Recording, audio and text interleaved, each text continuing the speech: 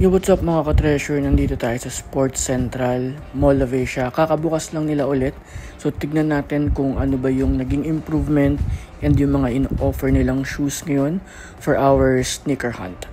So, nandito na tayo sa loob. Mas maaliwalas for me kumpara sa dati nilang store. Mas maliwanag yung lighting. And for me, mas organized sila ngayon kung titignan mo.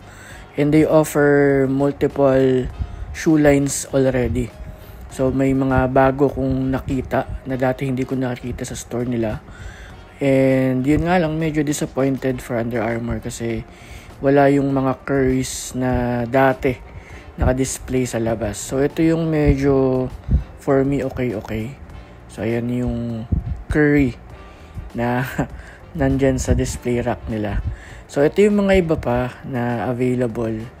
So let's just watch the video, baka may matripan kayo. Nike, Adidas, and others nandyan. So watch it all.